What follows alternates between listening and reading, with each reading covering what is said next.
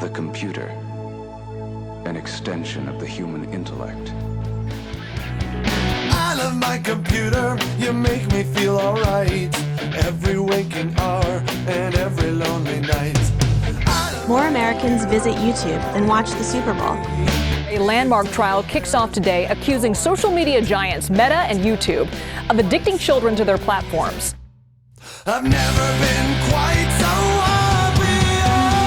All I need to do is click on you, and we'll be joining the most soulless way, and we'll never ruin each other's day. I have a confession. Yesterday, I clocked nearly 3 hours on Instagram. This isn't anything new, though. Last week, while studying for a midterm, I logged nearly 6 hours throughout the week on YouTube, just playing it in the background. The point here is that we spend a lot of time on online platforms, and they make up a significant part of the social lives and free time of most people on the internet. But despite social media and platforms at large playing such an exponential role in our lives, recently, there's been a very noticeable attitude shift. People are recognizing that things are changing. The world is boiling over around us, and spaces that once felt like places of escapism are being unveiled as spaces that, in reality, serve to inflame, anger, confuse, and surveil users. What's more is these platforms have built what can be described as a pseudo-curtain around us, their users, to make us feel as though our activity is anonymous, untrackable, and gone forever as soon as we close an app or the browser. Academics have noticed this too. A lot of research has been done in the wake of these not-so-subtle changes, and we'll talk about some of those findings in this video. First though, we should take a look at the very concept itself that we're scrutinizing in this video: platforms. You know them, and as I said, you likely use them every day. YouTube, Twitter, or X, Twitch, Kick, Rumble, Facebook, Reddit, Google, Instagram, Blue Sky, WhatsApp, Discord, LinkedIn. There's a lot of them, and that's kind of the point. We commonly understand platforms simply as various spaces on the internet. Tarleton Gillespie's research on platforms delves a bit deeper into the concept of a platform, though. He states how vague the term's meaning really is, and how this vagueness benefits media sites that assign this descriptor to themselves. The benefits of using the term platform lie in the various loopholes that open for some of these so-called platforms. Gillespie details how a platform like YouTube, for example, markets itself as a space to speak your mind, as an open-armed, egalitarian facilitation of expression, and not an elitist gatekeeper. If you were on YouTube when I was around 5 years old, you might even remember their old slogan, "Broadcast Yourself," which pretty well embodied this brand identity. This premise of platforms supposedly providing voices to the voiceless and giving everyone their soapbox opportunity might seem positive at first glance, but consider that, at least legally, platforms have a lot of leeway.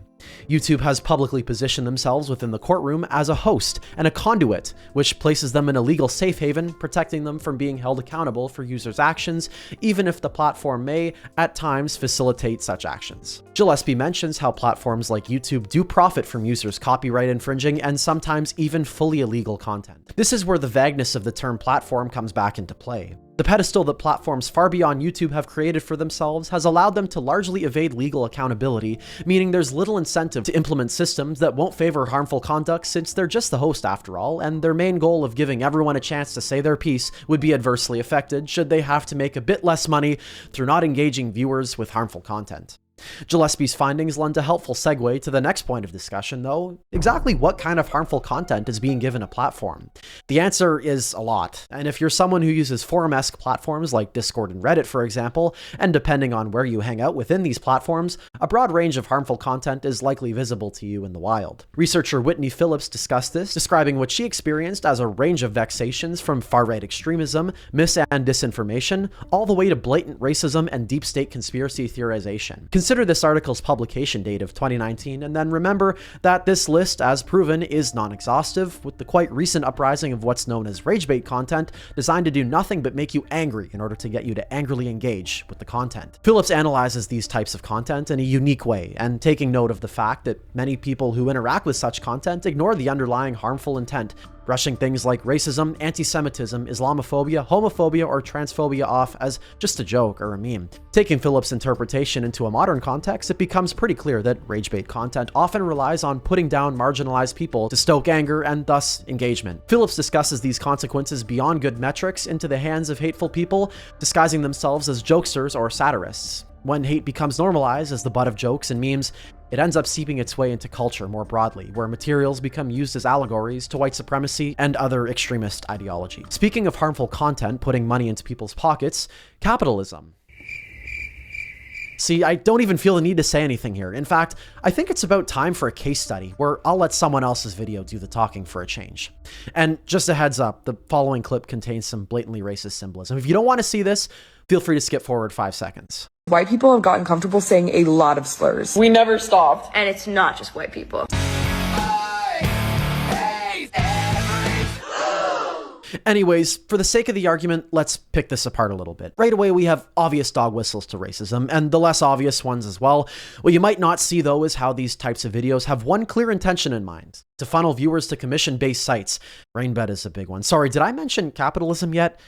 But anyways, I think it's time to play a little game called Where's the Undisclosed Rainbed Ad? And oh wow, that was a quick one. Both of the people depicted in this video have a link. Surprising. Maybe not. Do you see what I'm getting at here? But on a more serious note, this type of content is a dime a dozen, and this isn't good. But it also connects to work by Tressie McMillan Cottom, where, in essence, she states, they all racialize because capital must, in the context of racial capitalism, which this video is a prime example of. Racial capitalism is referred to by McMillan Cottom as something that is much more discreet in her theory of inclusion as exclusion, but this type of content directly shines a spotlight onto entirely visible racism, exposing it for how it really operates in the realm of social media. To really tie the idea of platform and racial capitalism together, consider once again this idea of hateful content. Is it hateful? Of course it is. Did people view it and engage with it in droves? Also, yes. Wow. Remember, platforms have an incentive to keep you on them for as long as possible, and unfortunately, this content has likely garnered thousands of total combined watch hours. And what do you think platforms get when you use them for extended periods of time? That's right, data.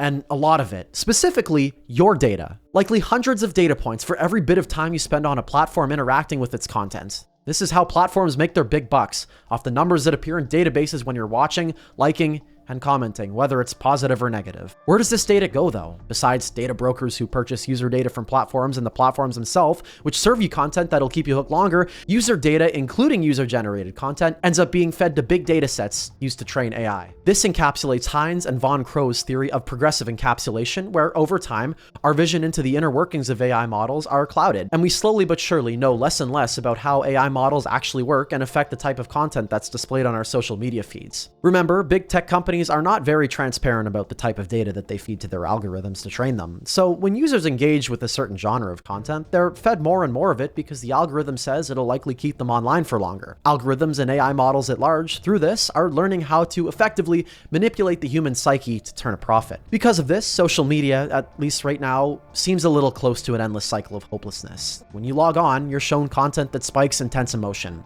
Data that's been collected without your real actual consent and knowledge shows that you've engaged because your brain tells you to, and thus you're shown more. It's a far cry away from what the internet used to be. No ads, no algorithm, and a bit more control over what you get to see. Admittedly though, there are some things we can do to combat these new issues of social media. I have a few recommendations for the nerds and a few for the not so nerds. In terms of rage bait content, just skip it. Don't engage. Or use the platform's not interested button. Platforms also have a lot of power, but they don't need to when we take it back. Democracy, now more than ever, is a scarce resource. Don't be afraid to call, email, and annoy your representatives should a bill or law be tabled that you feel would grant megatech corporations less accountability and even more overreach into our personal data and psychology. Finally, in terms of being tracked, understand that using any platform comes with an implied understanding, at least in 2026, that you will, to some degree, be monitored, at least a little. If you're tech savvy like me though, I recommend a few things like changing your DNS server to a more privacy-focused one. Quad9, for example, is one I recommend. You can use VPNs, ad blocking and tracker blocking extensions, and for the ultra nerds, you can even use a network-wide tracking and ad blocking system like Pi-hole to implement these safeguards for everyone on your home's network. Where possible, despite companies making such actions substantially more difficult, you can also disable some degree of tracking within apps themselves. Well, that's all I have for you today. And yeah, this is a bit more academic than I normally lean on this channel, but this is also, full disclosure, a video I'm submitting for a final project. For the people watching in my York lecture hall, thank you for watching. And for those of you who regularly watch me on YouTube and Twitch, I hope you learned something new today. And I really hope you genuinely consider taking your privacy, online well-being, and power of democracy into your own hands. And think about it just a little more in your daily life. I hope all of you enjoyed what I had to say though. Please stay safe out there, and I hope I see you around. Thank you for watching. Away.